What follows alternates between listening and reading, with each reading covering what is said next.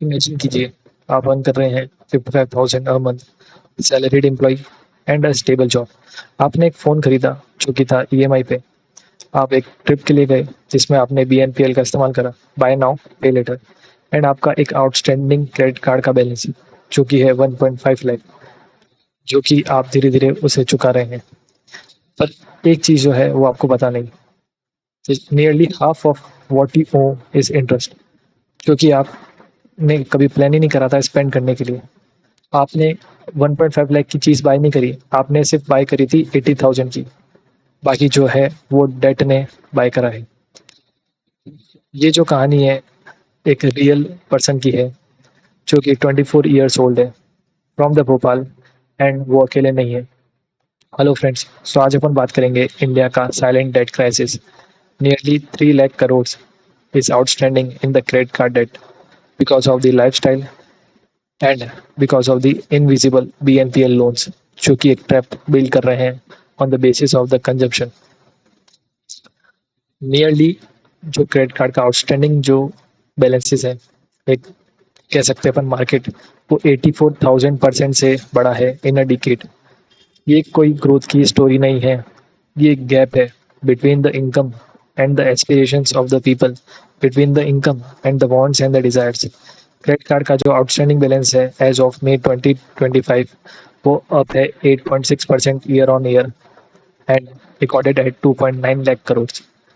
And 44% there is a rise in the overdue bills. 91 to 360 days overdue balances year on year from 2025. And this household debt to GDP ratio is 41.3%, up from 5 years average of 38.3%. And the personal loan growth जो ही है वो है 75% की, हाँ 75%, from 21 to 24, faster than any productive sectors। अब हम देखते हैं एक कहानी, the demographic fault line.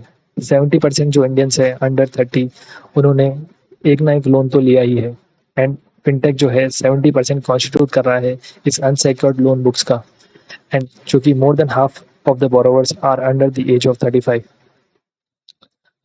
I have accumulated around 1.5 lakhs in credit card debts. After reviewing my expenses, I realized कि मैंने तो सिर्फ 80 to 85,000 खर्च करे थे, पर बाकी सब जो था एक इंटरेस्ट था। तो यही कहानी है 24 ईयर्स ओल्ड जो कि रिसाइड कर रहा है भोपाल में।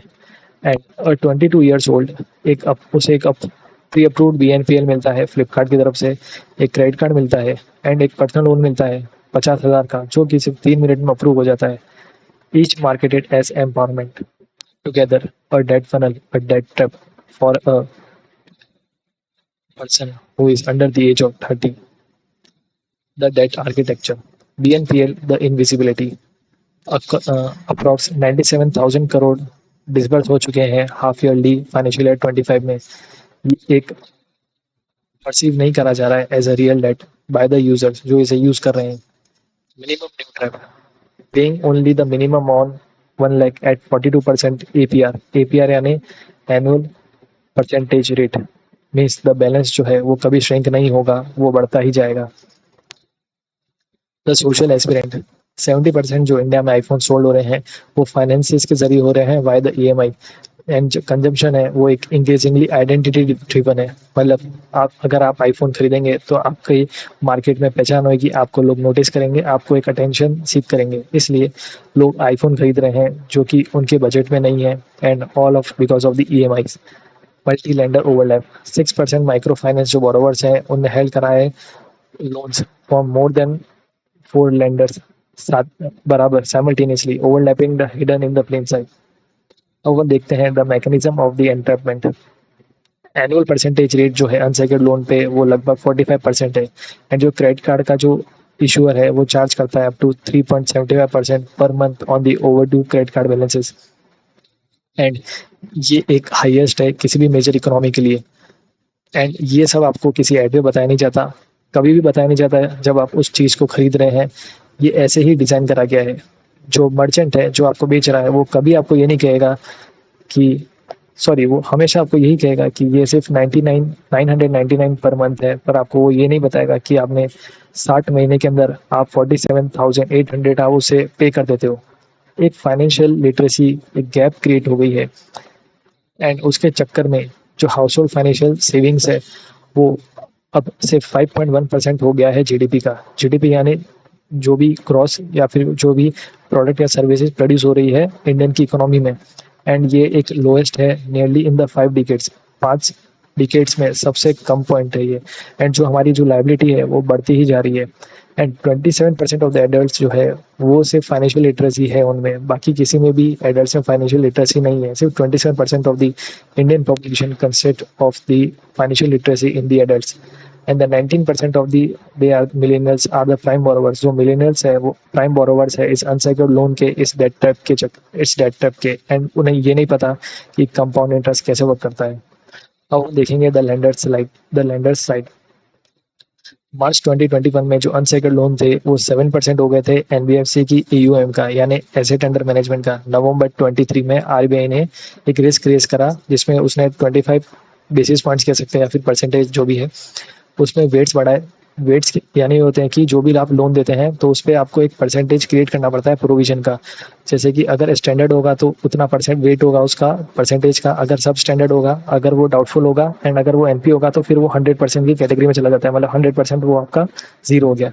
एंड Q4 फाइनेंशियल 24-25 में रिटेल क्रेडिट जो ग्रोथ थी इससे 12% से लेके वो 5% हो गई, 12 से यानी 5% तक गिर गई। एंड जून 2025 में new card additions are the zero and there is 2.9 lakh crore outstanding debt. And अपन देखें तो there is 52% of the new bad retail loans are now from the unsecured segment. जो भी रिटेल के बैड लोन्स है वो unsecured segment से है।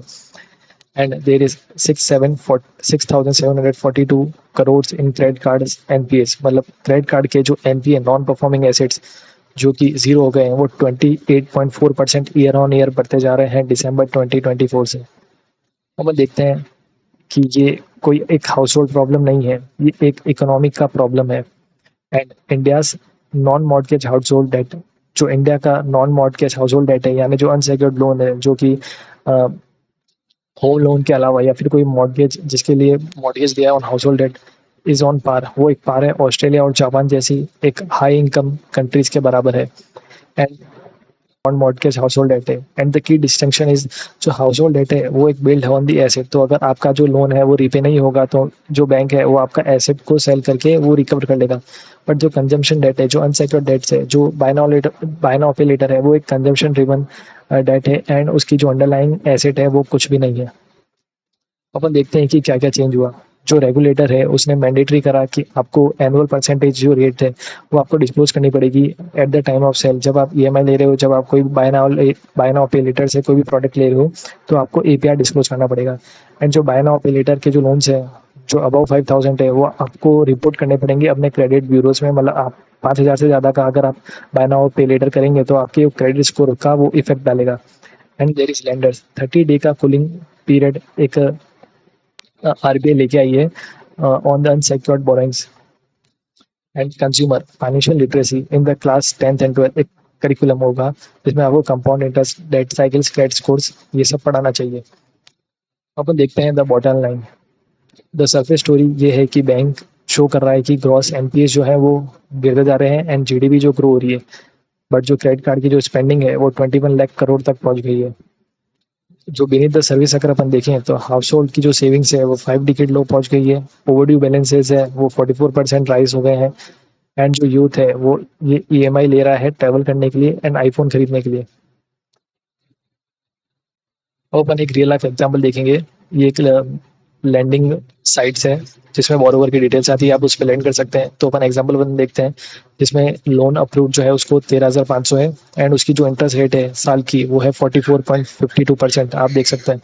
एंड उसकी जो सैलरी थी वो 54,722 थी।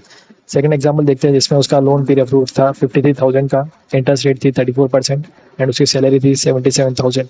एंड एग्जांपल 3 देखिए अपन जिसका लोन अप्रूव हुआ था 50,000 का, इंटरेस्ट रेट थी 36% एंड उसकी सैलरी थी 3,50,000। 3,50,000 मंथली सैलरी वाला एक 50,000 का लोन ले रहा है। तो इसमें जो इंटरेस्ट रेट थी वो डिसाइड ऐसे हो रही थी कि अगर 2-3 महीने का होगा तो आपका जो इंटरेस्ट रेट है वो ज़्यादा आएगा, जैसे 44 से लेके 42 से लेके 44% तक। एंड अगर आपका जो 12 महीने का होगा तो आपका 33% तो मिनिमम आपको इंटरेस्ट देना ही पड़ेगा। तो आप सोच सकते हैं कितना हाई इंटरेस्ट रेट है ऑन द अनसेक्योर्ड डेट। और आप देख सकते हैं इनकी सैलरी इतनी ज़्यादा है पर तो भी इन्हें लोन लेना पड़ रहा है। तो इनकी जो एक सेविंग्स है, सेविंग्स की आदत इन्हें है ही नहीं, और जो भी ये प्रोडक्ट खरीद रहे होंगे तो आप सोच सकते हैं सारा ईएमआई पे ही खरीद रखे होंगे।